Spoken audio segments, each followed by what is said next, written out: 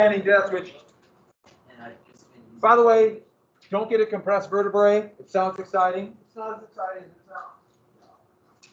So, first thing is first. When you do this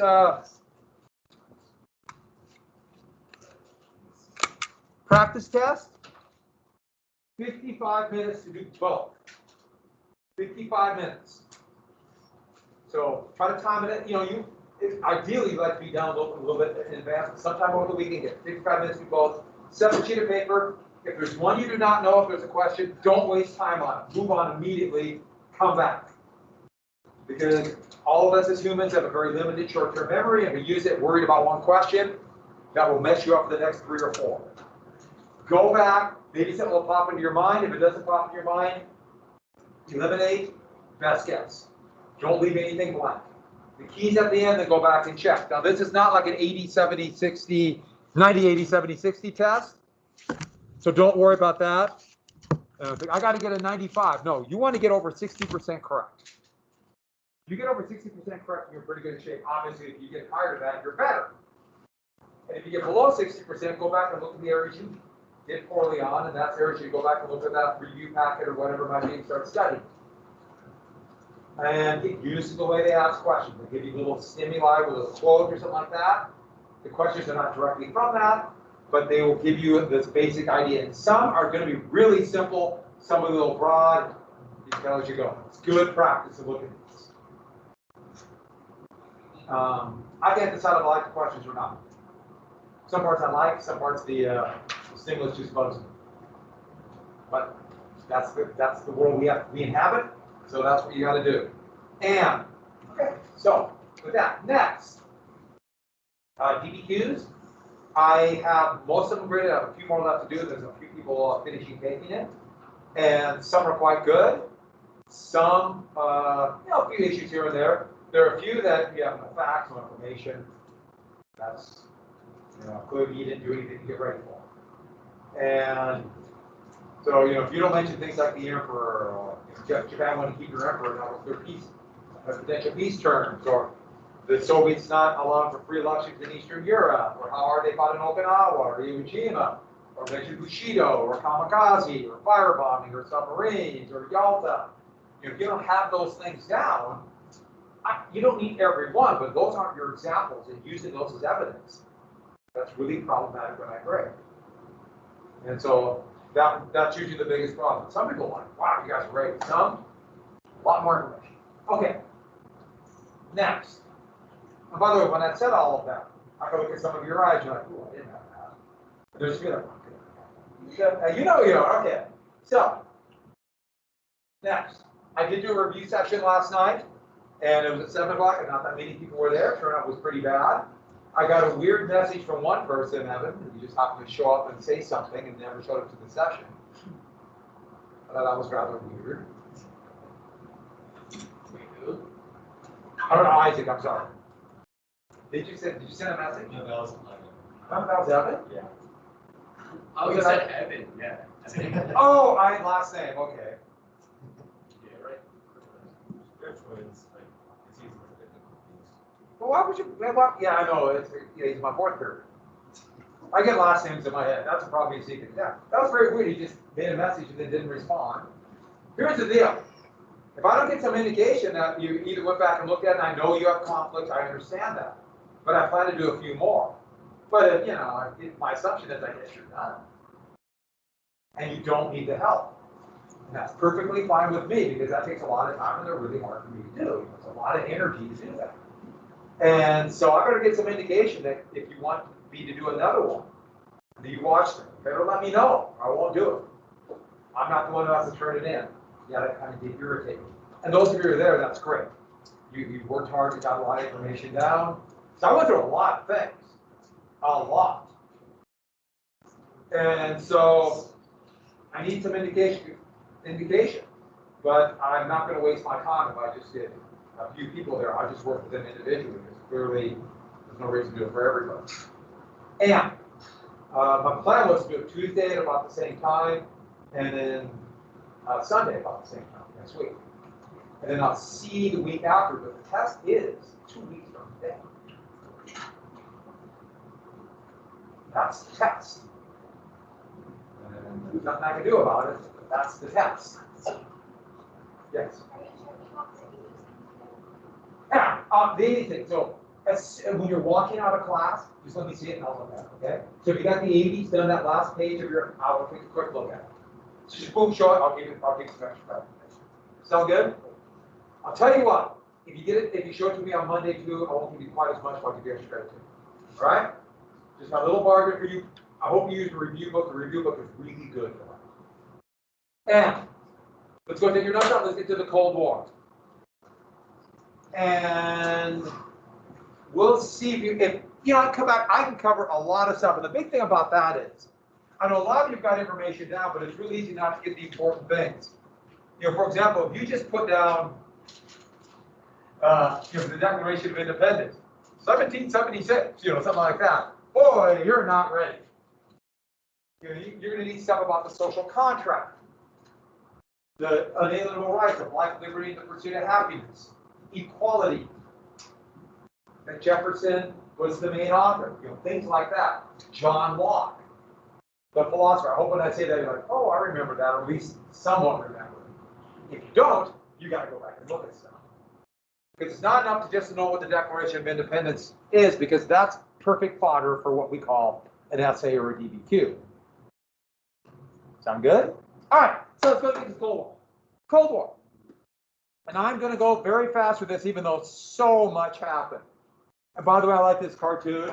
This is supposed to be showing poor Eastern Europeans under Stalin's domination. These women walking past the store, and look at all the great stuff the United States and Truman have. I kind of like that one. That's a good cartoon from '48. So, a couple things after the war. The Nurburgring Trials that would try Germans and Japanese for crimes against humanity really seem to be this symbol that, yes, the world will be a better place, and the Soviets and the West will work together, and this was a shining moment, in a way. But remember, only the losers are the ones trying.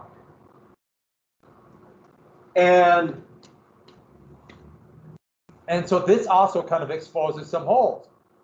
We talked about firebombing and the killings of tens of thousands of people, especially after Japan was already basically defeated. So this is complex, isn't it? Also, the creation of the UN. I talked about this before with Yalta. So I talked about these 5 members having a veto. So the thought was, with the UN coming together, but with the flaws of the Security Council, it hid the disagreements that will explode a little bit later on. And is this anybody's or just sitting? They're going to have 2.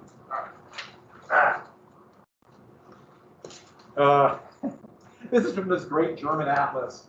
And it has all these weird diagrams and graphs. It's actually pretty good. Yes, it's been translated, but it's just an incredible German atlas, I thought. I love it.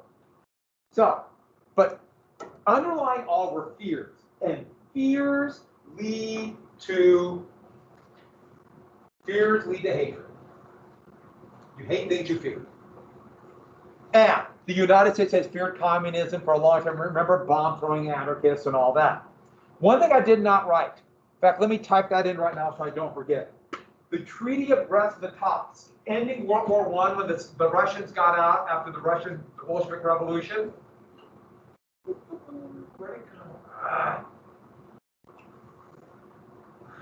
Sorry, just give me a sec.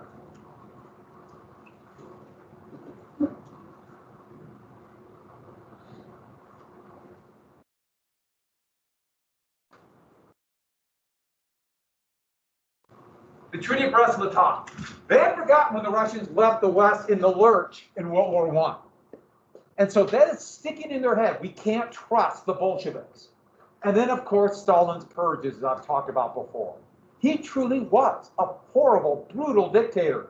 Even though I got to tell you, a lot of people who were purged, not the civilians who died in the famines and being worked to death, but the purges of Bolsheviks were pretty horrible people too. And then, of course, the Hitler-Stalin pact. You can't trust them. But the big thing, at Yalta, he promised free elections. And then what happened? Eastern Europe, but especially Poland, because that's where the war went, He promised free elections and then created Stalinist dictatorships implying for expansion. And this is a good cartoon putting the flags there. By the way, I remember as a little kid, and there's something happened, you have a function and there's a church. I think it was the Methodist church, but they had a function with a bunch of kids here, like 5 or 6 years old, and these books were on a table, this very book, to give to, with Stalin, and I just can remember because of the octopus. And looking back, I wish I would have grabbed one, and it was the height of the Cold War, but as 5 or 6, I guess I was soft on communism. And they had those in the 1920s. Huh? Yeah, I know, it's 1920s, they were already, that's how advanced the Methodist Church in Miles City, Montana was. And then what about Soviet fears? Well, they know the United States hates communism, or hated, depending on your point of view. And don't forget that intervention. The United States intervened in the Soviet, or the Russian Civil War. The U.S. sent troops, along with Britain and France, to stop the Bolsheviks. Next, they weren't invited to Versailles, they weren't invited to Munich. Got stuck in Stalin, especially Munich. We can't trust them. And then they're all buddy-buddy with the Soviets when they want them to kill the Germans. How do they know that? The delay of the Second Front. D-Day was not until June 6, 1944. This millions of Soviets had fought and died. To Stalin's point of view, and Churchill actually said this, the West was going to have the two horrible dictators kill each other, and then they would step into the ruins. But Churchill kind of thought this. So Stalin is like, they are using us, and then as soon as the war is over, they'll turn our back, and we kind of did. We promised reparations, it didn't happen. But then, the day Germany surrendered, a Lend-Lease convoy of 30 ships was on its way to Murmansk, so going around Norway. Somebody from the United States, or somebody from the Navy Department, ordered that convoy to turn around and not deliver its food. The U.S. had promised the Soviet Union, we'll continue to give you Lend-Lease after the war to acknowledge the pain, the suffering, the damage that the Soviets had gone through. Does that make sense? And then they turned it around. Yeah, they went about 2 days back, and then they turned it back and went to Murmansk. Stalin never forgot that. To the most paranoid man in the world, you can imagine what he would read into this. And then, his biggest fear, that they would rearm Germany and send them back. That's why he wanted countries that were completely dominated by the Soviets between him and Germany. He wanted a buffer zone. To him, that whole thing about free election, that's just talk. Are you crazy? I'm not going to allow Poland to be a country that's not completely allied to the Soviets. I want a buffer zone. Now, looking back at it and seeing the destruction of Germany, that seems ridiculous. But to Stalin, it's not. Germany beat Russia in World War I and came to the gates of Moscow in World War II. It looks a little ridiculous, but to him it was very real. And then while this is going on, the U.S. began a series of atomic bomb tests using the implosion bomb, the same kind of bomb that Trinity was. The very first atomic bomb exploded in July. So that would be the prototype of all bombs. It's called an implosion bomb. If we had more time, I'd tell you about the physics of it. It's kind of fascinating. They did a series of tests in the Marshall Islands, islands that the U.S. would take from the Japanese in 1943, end of 43 into 44. So they took all the people off Bikini Island, they blew a couple bombs on the island and also underwater to see what it would do to ships. So that's what this is. And these are Japanese ships that survived the war. They blew them up in that part. On board the ships, from at various distances, they put various animals and tied them up so they could see what the radiation would do to them. So basically, they tortured these animals to death and tested them. They knew radiation was bad. As it turned out, it's not the radiation for the bomb that's the worst part. It's what's called fallout. Fallout is when the radiation contaminates the dirt and soil and goes up with the explosion. And that is what spreads out. It's really dirty, really radioactive. That's the worst thing. And the United States would underestimate the lie to the American public. Soviets would do the same thing about how deadly fallout was.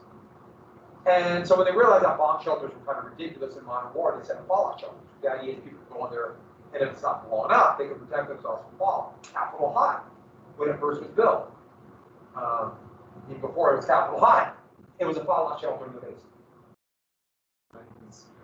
Huh? No, this was. CRM's was. Yeah, all the schools.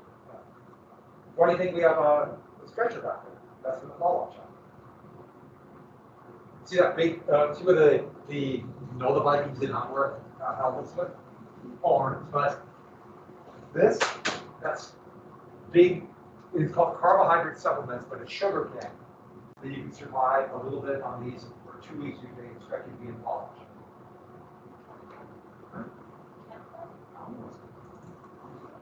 Why not? It was 1964. Yeah, I did. Here, we have, this was water. Now I use this garbage can on the water.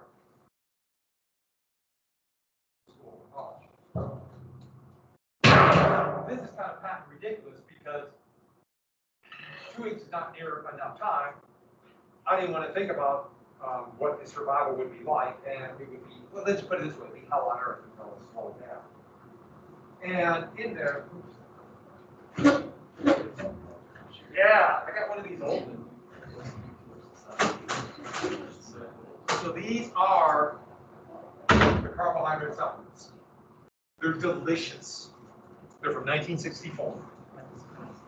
They aren't expired. But they're basically sugar. I could give you this, but it has red dye #1 in. And that's now carcinogenic. And it has really good red flavor. This has really good white flavor. It's just basically 300 calorie bits of sugar. Is there green? Huh? Is there green? No, just red and white. No, I know, no blue. Yeah, this would be later. You can have a white one if you want. It tastes, it's literally, for 1964, so it's old sugar. All right, one more. You get the last one. No one can have the red. Somebody will complain. I'll give you this one. No, not red. No, you can't have red. Carcinogenic. You'll come back and get me. My shoes untied now because of this. Wait, what's wrong I'll with leave the this red for ones? fourth grade. Do we really? What's wrong with the red ones again? Huh? They have red dye #1. They taste red though. What do they taste like? Just solid sugar? Don't bite it, teeth. All right. This was purely done to intimidate the Soviets. Purely done. Look at our bombs. We didn't know that the Soviets were actually working on the very same model because of spies. And yes, because of the press, because of Bikini Atoll, a French designer with a new bathing suit would dub it Bikini, named after the atomic bomb test. And that's the first Bikini, 1947. So that's why you ever wonder why are those bathing suits called bikinis? Because of this. Because it's meaningless unless you get to the atomic bomb. So moving on, the creepy French designer, but that's the actual first bikini. But peace was collapsing. This would be quite a shock. And people would adopt total war attitudes really quick afterwards. Truman wanted to get tough. Now, you don't need to write this down, but that's what Truman said. As he saw it, I'm babying them. I'm giving them everything they want in Germany and Europe. Now, actually, it's much more complex. Stalin was a little bit of a bully, but dropping atomic bombs to intimidate the Soviets, that's the definition of bullying too. But then, Germany and Berlin were divided. Remember, we have the occupation zones. Now, the plan was eventually the four powers would figure out a way to make them independent. But Berlin's in the Soviet occupation zone. So that means the British, the French, and the American occupation zone, soon to be West Berlin, they have to go through the Soviet occupation zone, soon to be East Germany. And what Stalin would do, Stalin was trying to get a couple different things, but more control over the new German government and also supplies. He started playing games where he would do things like cut off the Autobahn going into the US occupation zone, to do things like, you just stop, like we have to do construction, to just, play games with them. And then the other thing they did is, when they said no reparations, Stalin ordered his troops in this area here to take everything about it. I mean, everything about it. They went through and stripped and already destroyed East Germany of, you name it. They went through and they went into homes and took pipes, they took doors, they took doorknobs, they took toilet seats out, they took kitchen sinks. They went in and cut up pieces of the Autobahn and just sent these big ones of cement back, which they had no use for. They just dumped them over, but they took them anyway. They took everything. The U.S., seeing this as a big power grab, which it was kind of silly, but also deadly to the East Germans, the U.S. cut off Lend-Lease. And you can argue in 1946 that when they did that, that's the beginning of the Cold War. Now, the U.S. is pulling troops out. In fact, in 46, in the U.S. occupation zone, which is right here, American troops were rioting. They wanted to go home. I mean, they were literally, there was a mutiny going on of U.S. soldiers. The war is over, let us go home. And so Truman is trying to figure the way out. And so how is he going to intimidate the Soviets so they don't take more, to allow the U.S. to pull back and not have to be committed anymore? By cutting off aid, though, that convinced Stalin, okay, all my fears are true. It is right after this that Winston Churchill would make this famous speech, and he would make it in southwestern Missouri State. You need to write the speech now, but he would talk about from Seton to the Adriatic, he said to here, but actually it went to here, an Iron Curtain. And what we have to know about the Iron Curtain is those are all the satellite states under Soviet domination. The term Iron Curtain, no, there was not a real Iron Curtain. And he stole that from actually the Germans, who were the first to done with that. And Yugoslavia was, they liberated themselves from the Germans in 44, 45. And so they had their own quasi-independent totalitarian dictatorship under a guy by the name of Tito. Yes, his name was Tito. And so they were a little bit outside of this. It was the weird quirks of the Cold War. When he died, that's when Yugoslavia would break apart in a horrible civil war. But that's the Iron Curtain. Well, it would begin to break down for Truman's plan to pull out. By the way, Churchill was trying to scare the Americans with the Iron Curtain. You gotta stay. They're coming for us. Turkey and Greece, though. And I forgot the year, so everybody write down 1947. Turkey and Greece. So there was a revolutionary movement, communist or socialist, whatever your point of view was, in Greece. So after the Germans left Greece in 44, end of 44, the British had installed a very nasty military dictatorship. Brutal dictatorship. So it was a fight against socialist rebels against this brutal dictatorship. Now, Stalin actually had nothing to do with this. Stalin couldn't control them. Stalin actually did everything he could to stop the communist rebellion here.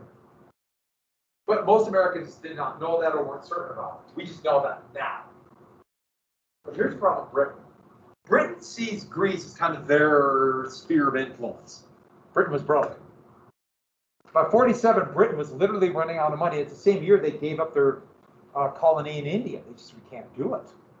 Also in Palestine. So they asked the United States for help. They said, you have to give military aid to Greece, this government in Greece. And their point of view was, if you don't, that might allow the communists in the Mediterranean. And the other thing is, since the 18th century, Russia's been trying to get here, Istanbul.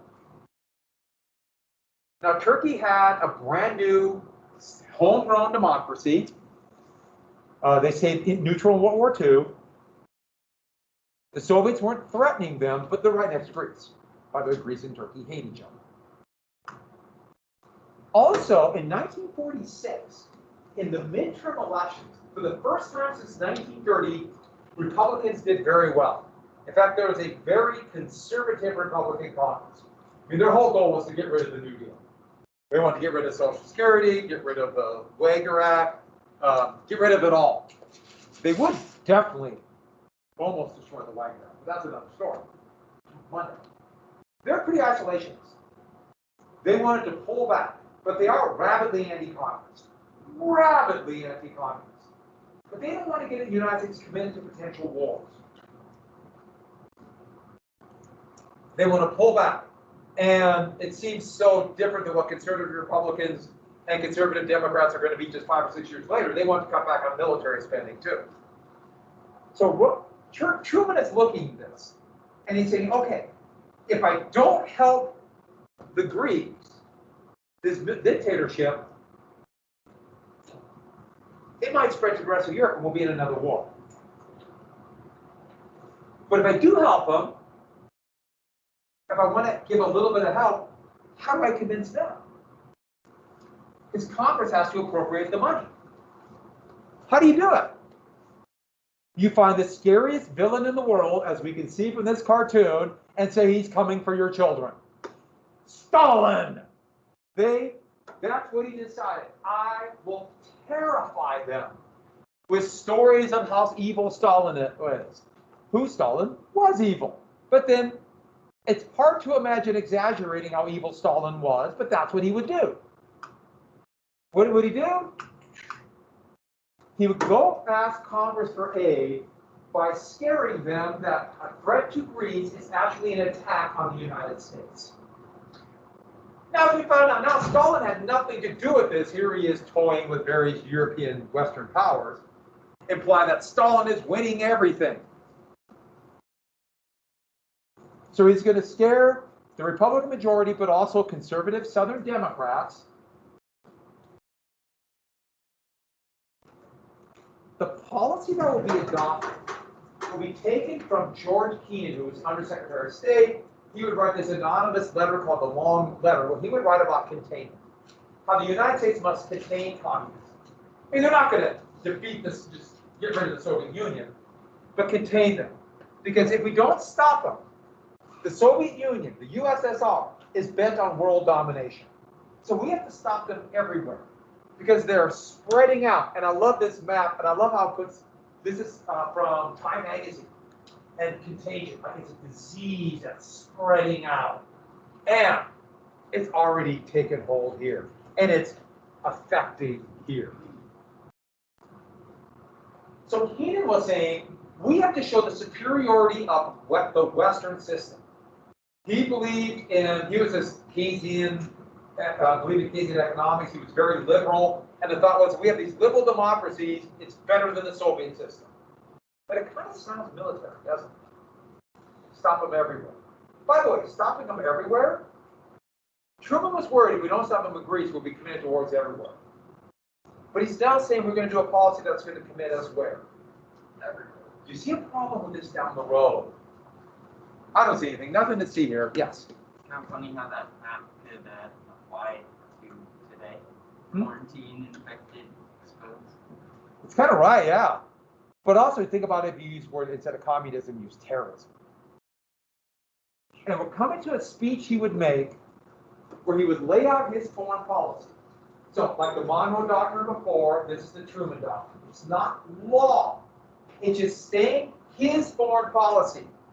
But this is going to be the basis of U.S. foreign policy for the next 70 years plus. Meaning, through today, I have to check my wrist to make sure it's still functioning. Yes. And his goal was we have to protect democracy from the communist threat. But he wants to aid Greece. Oh, did you notice I also put down Turkey in there? I almost forgot to say that. You know the reason why Turkey? He also claimed that the Soviets were going to threaten Turkey. There was no direct threat on Turkey, but he knew that would scare people even more. By the way, what's Truman doing by exaggerating the Soviet threat and then say the Soviets are going to do the same thing in Turkey. Fear-mongering. Not only fear-mongering, which he is, and what? He's lying. And by the way, if you base your entire foreign policy for over 70 years on a lie, you see a problem down the road with this. Definitely one effect is to No effect through today. Nothing to see here. We're protecting democracy. Greece has a horrible military dictatorship. And we say we're going to go defend democracy. All democracy meant in this context, if they're not communists, heck, we'll defend anybody. And here are the key elements of it. Communism was not like we're fighting the Germans or something. It's an ideological threat that affects your mind. And it's indivisible. What does indivisible mean? Can't be broken apart. And it's forever too, but can't be broken apart. So what that means if it's indivisible, a communist in the Soviet Union is the same as a communist in Greece, a communist in China, a communist in France, or a communist in Wyoming. A hotbed of communist activity. Speaking of that, if all the communists are the same, that means if they're the same in Greece or in Moscow, the big threat is, Kennedy called it the domino effect. You probably heard it as, you might have heard the domino theory. But then originally they called it the domino effect. And the idea was that this struggle will be everywhere because if one country falls, like Greece, the communists will be emboldened to get its neighbor. Then Italy, then France, then Britain, and then Wyoming. Like a row of dominoes. All roads lead to Cheyenne. So, we have to stop that right there. By the way, we're now committed everywhere. Because a threat in Greece, if that's a direct attack on the United States, potentially a threat in Iran could be an attack. Or China. Or this place most Americans could not have found on a map, South Korea. Or maybe something like South Vietnam. Do you get the trend here? This is a big deal. Next. Therefore, the world is so simple. The bipolar world, us versus them, the Soviets versus the Americans. That's the whole world. And so it's not a fight against Greek socialists who want to get rid of a dictatorship and a dictatorship. It's a fight between the US and the Soviets. And if the Greek government falls, we lose. So you're going to get all these maps of blue and red. In fact, when I was a little kid, it was always blue for the good guys, us, and red for the others. In fact, it was the first world, that's us. The second world, the evil communists. And the newly independent formal colonial nations were the third world. You've heard that before. That comes from this bipolar world. And so what it basically says is, there's only two sides. And there's no difference between the problems in Greece or the problems, for example, for that matter, in Italy or in France. There's no difference. Do you see a problem there? As it turns out, there's a big difference between the problems in Greece, the problems in Italy, the problems in France. I mean, think about all the problems in Wyoming. There's nothing we can do about it. And then lastly, who's going to lead everything? This cartoon shows it right here. Every revolt, every reform, even labor unions, the idea of a labor strike that's undermining our system. Remember bomb-throwing anarchists? They all start from the ground. And we have this vision of Stalin right here. And these are dials where he's turning up revolution. Or like he's puffing on his pipe, looking at a map of the world, saying, you know, today Greece, tomorrow South Korea, Saturday Argentina, and Sunday, you know where? Where? Casper, Wyoming. Very good. Casper, Wyoming, the heartland of Wyoming. Is this true? There's tiny elements of Stalin taking advantage of things. But it's not true. But he presented it as fact. And if you say something is true, and you know it's true, and you have no idea if it's true or not, you're lying. this is going to be a scary thing. But all Truman wants is a little bit of aid for Greece, so we maybe can go home. But from then on, the United States will have total war thinking outside of direct war. So this is all thinking about total war. If communism is indivisible, could it be communist amongst us right now? Yeah.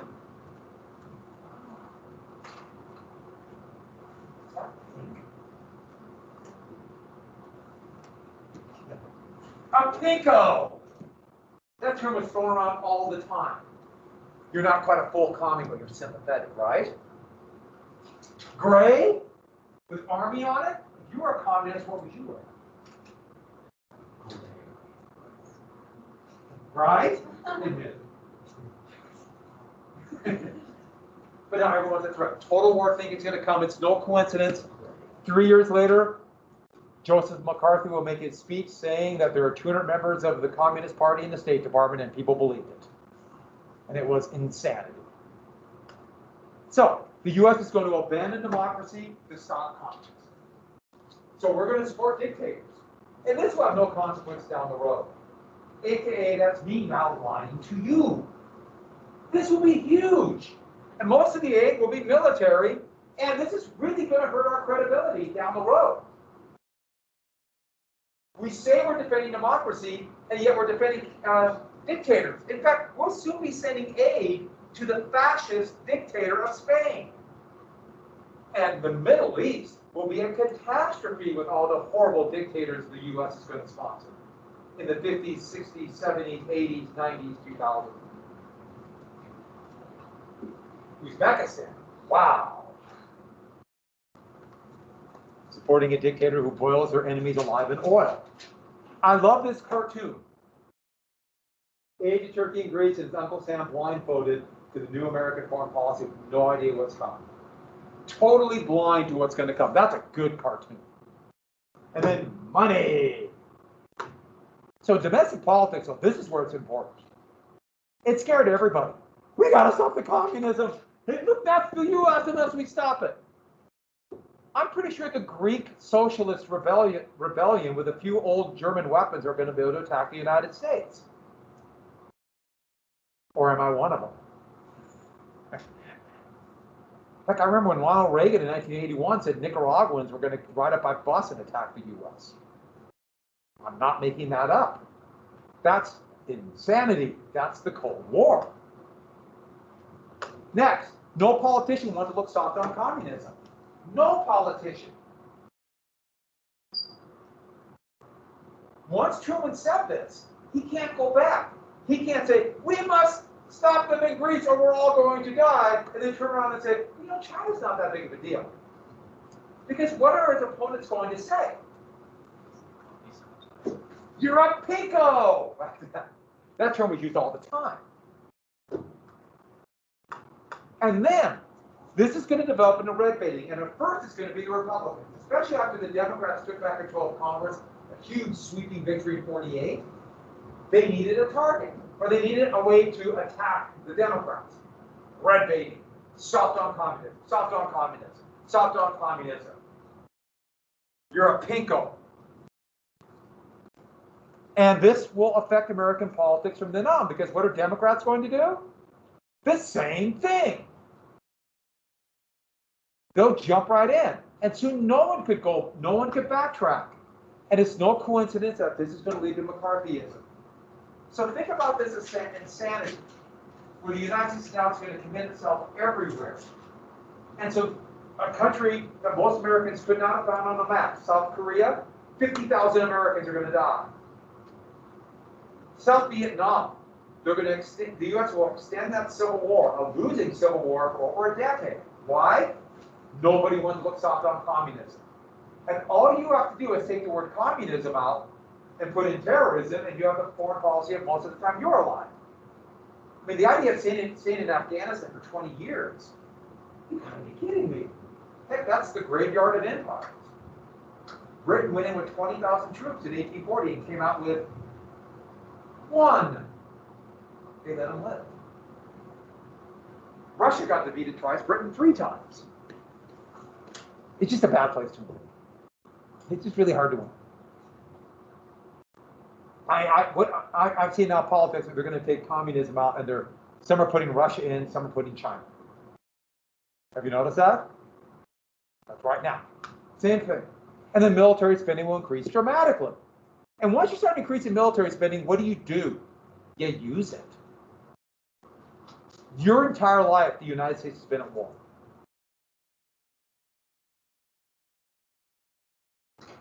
Wasn't like that when I was your age. Your entire life, we're just constantly at war. We're constantly killing people. Well, last thing, the Marshall Plan. Well, this would be the other side of the coin. If we're worried about communists expanding, what about the absolute devastation of Western Europe? Did it know that? I do it. Okay, so we'll finish this on Monday. Sound good? Everyone got the test? Oh! Take out your, my shoes untied. No one cares. So take out your,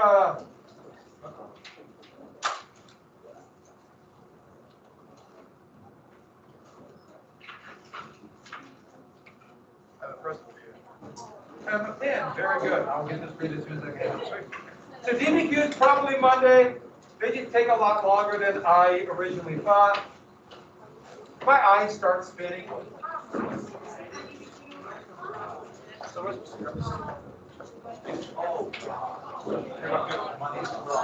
I mean, you have to remind me. I want to crayon, so I'm going to give you. And did you use a review book? It's just for this kind of stuff. It's pretty easy. The prose is pretty dull and boring. And Jacob already got yours right. Okay. Yes. DBQ. So get out your documents, paper, pen, and your outline. Don't have a red one. It's red dye number red dye number 1 is carcinogenic. Even though you have to eat like 1,000 of them, I still can't. But it's carcinogenic. Causes cancer. And I don't care if you get cancer, but I'll get blamed. Don't. This is cold. This is fallout shelter cancer. Thank you. No, you don't know. Yeah, red dye number 1 is poison. Does everyone grab one of those? Carcinogenic. One of each. One of each. Yep, there are 2 of them. One of each. Let's go.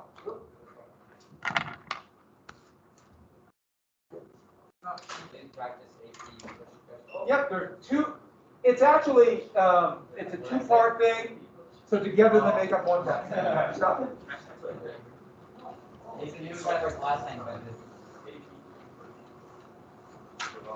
Everybody grab both of those. Oh, I thought it was something worse. Yeah, I was gonna be like, do I want to know what this is? Yeah.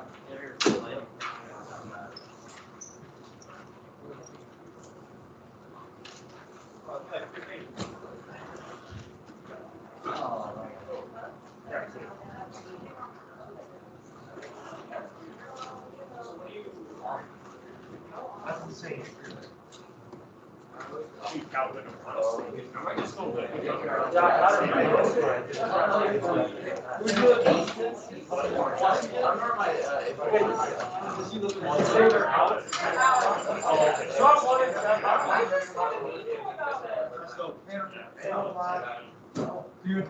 Everybody grab one of these. Everybody grab one. Your practice test, it should take about 55 minutes to do.